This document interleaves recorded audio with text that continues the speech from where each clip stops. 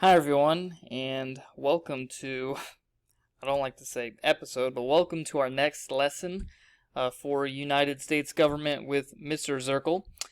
So today on our agenda, we're going to be really just looking at one major thing, and that is what are the most important principles of a healthy and well-functioning democracy. So our objective today, you can see in the top right-hand corner, we're going to examine and determine the major principles of a democracy, and that is because our essential question is what principles are central to democracies. Now, there are a lot of different principles that we could cover today, but I'm going to condense it down into what I believe are the 5 most important principles of a democracy. So, let's go ahead and let's get started. So, the first major principle of a democracy that I think we all need to understand is citizen participation, right? And that is because democracy, it's not a spectator sport. At least it shouldn't be. So, one of the most basic principles of a democracy is, like I said, citizen participation in their government, right? And that's because participation, it's more than just a right. It is your duty as a citizen of the United States. Now, oftentimes when we think about citizen participation in relation to our government, we always like to think about voting, okay? But participation can take a lot of different forms. One of the most basic ways to be involved is to simply be informed in what's going on in politics and in your government, okay? Now, to take that a step further, another way that you can participate is to debate the issues. Have debates with your friends and your family. Talk about what's going on, okay? Now, that obviously will then lead to voting in local, state, and national elections. But some lesser-known ways that you can participate in government is to attend community meetings, being members of private voluntary organizations, serving in the military, paying your taxes, serving on a jury, or maybe even running for office. And yes, I would say that protesting is a way to participate, okay? Now, effective citizen participation builds a stronger democracy. And the reason behind this, think about it, democracy is supposed to be a government system that is for the people, of the people, by the people. So, if the people are not involved, how healthy is that democracy? And I would argue not very healthy. Alright, let's look at our second major principle of a democracy, and it is regular and free elections.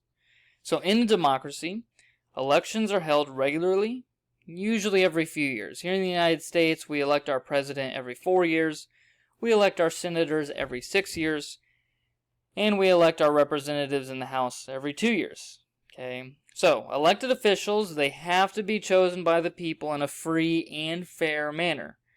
Most adult citizens should have the right to vote and also have the right to run for office, okay, regardless of their race, their gender, ethnicity, or even their level of wealth.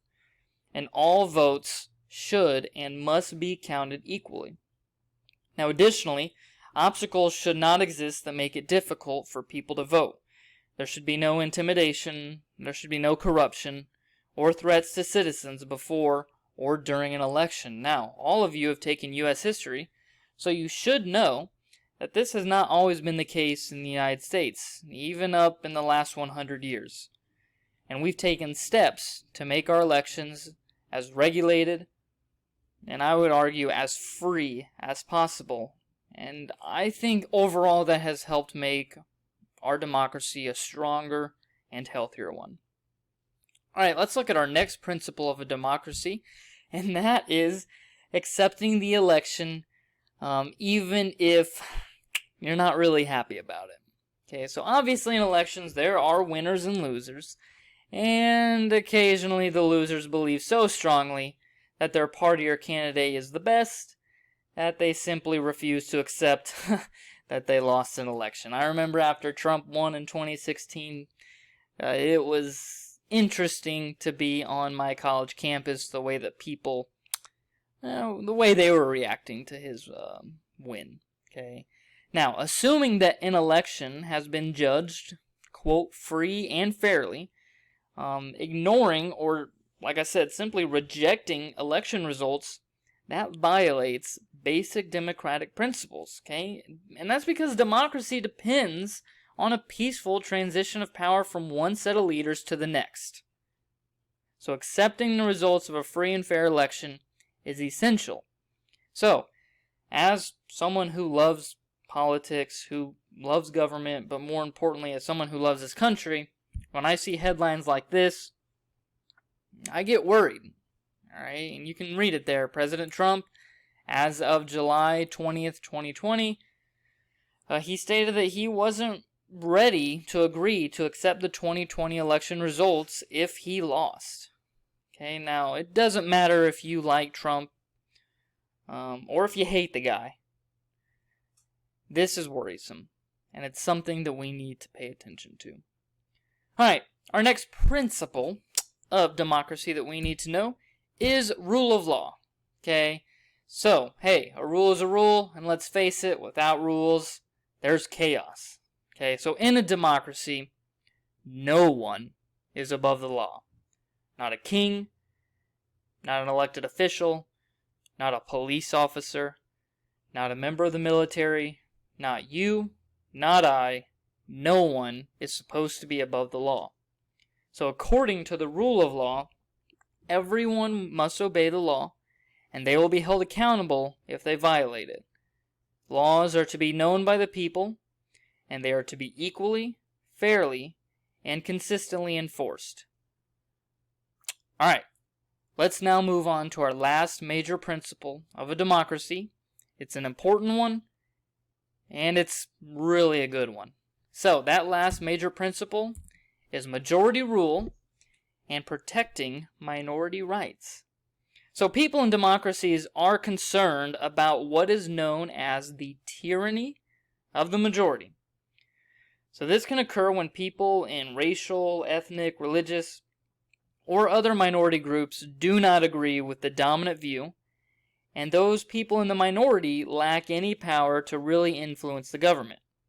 So, if people in the majority try to destroy the rights of people in the minority groups, or those with minority viewpoints, they can also destroy democracy in the process. So, because of this, democracies theoretically are supposed to be pretty politically tolerant. In democracies, people who are not in power, they are allowed to organize and speak out. Alright? Okay, guys. Those are our major principles of a healthy and well-functioning democracy. If you guys have any questions, concerns, comments, whatever, you can leave a comment on this YouTube video or in Google Classroom. Or better yet, you could just send me an email and I will get back to you as soon as possible. Until next time, you guys, this is Mr. Zirkle signing out. See you later.